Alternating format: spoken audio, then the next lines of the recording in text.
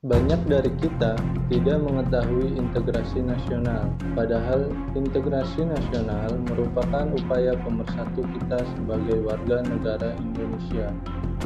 Oleh karena itu, penting bagi kita untuk dapat memahami integrasi nasional dengan benar, agar kita tidak menyalahartikan integrasi nasional.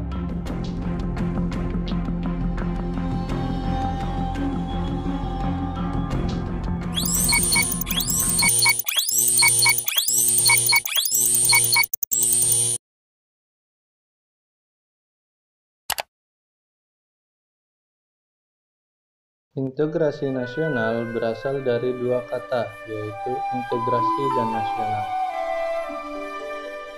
Integrasi sendiri berasal dari bahasa Latin, yaitu integrate, dan nasional berasal dari bahasa Inggris, yaitu nation. Menurut Dr. Najrudin Syamsuddin, integrasi nasional adalah proses penyatuan dari berbagai aspek kehidupan, yaitu dari aspek ekonomi, politik, sosial, dan budaya. Secara keseluruhan, integrasi nasional adalah upaya yang dilakukan untuk mempersatukan atau menggabungkan perbedaan-perbedaan dalam kelompok sosial dan kelompok budaya untuk membentuk keserasian dan kelarasan nasional.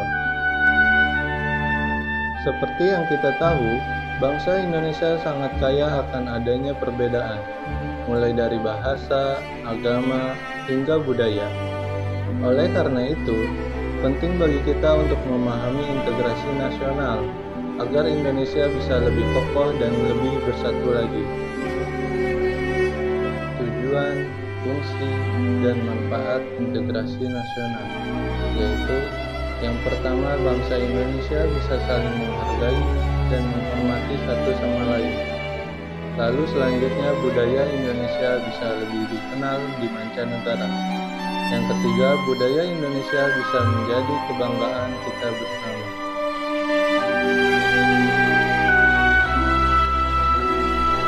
Ada sejumlah faktor pendukung terwujudnya integrasi nasional.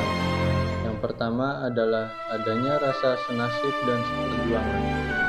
Senasib karena pernah dijajah, dan seperjuangan karena menjadi negara yang lebih baik. Yang kedua adalah memaknai ideologi nasional.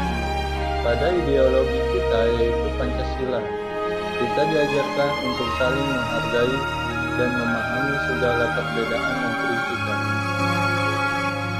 Yang ketiga adalah keinginan untuk bersatu. Karena memiliki nasib yang sama, yaitu pernah dijajah, rakyat Indonesia memiliki kekuatan yang bisa digunakan untuk melawan segala ancaman. Makanya mereka bersatu pada tanggal 28 Oktober 1928, yang kita kenal sebagai Hari Sumpah Pemuda. Yang keempat adalah rasa cinta terhadap tanah air dan bangsa. Rasa cinta tersebut diwujudkan dalam memperoleh kemerdekaan, menegakkan kedaulatan, baik melalui perjuangan bersenjata maupun perjuangan reformasi melalui meja perundingan. Selanjutnya, faktor yang menghambat integrasi nasional, yaitu yang pertama, keanekaragaman yang ada di Indonesia. Hal ini disebabkan karena masih ada orang-orang yang tidak mau menghargai perbedaan. Yang kedua, wilayah Indonesia yang sangat luas, yang terdiri atas ribuan pulau. Selanjutnya, ketimpangan infrastruktur di Indonesia, yang menyebabkan adanya kecemburuan dan konflik sosial. Kemudian faktor terakhir adalah adanya paham etnosentris. Ada yang tahu apa itu paham etnosentris? Ya, paham etnosentris adalah paham yang berpikir bahwa kelompok mereka lah yang paling benar daripada kelompok lain. Kita sudah berbicara tentang integrasi nasional, mulai dari pengertian, tujuan, manfaat, kegunaan, faktor pendukung, dan faktor penghambat. Selanjutnya kita akan berbicara hubungan integrasi nasional dengan Sumpah Pemuda dan hubungan integrasi nasional dengan Bhinneka Tunggal Ika. Pada tanggal 28 Oktober 1928, Sumpah Pemuda diikrarkan.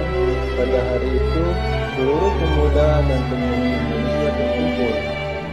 Yang awalnya mereka bersifat kedaerahan, mereka bersatu menjadi sifat nasional, yaitu sifat nasionalisme Indonesia. Di sana mereka menyampaikan aspirasi mereka mengenai kemerdekaan Republik Indonesia.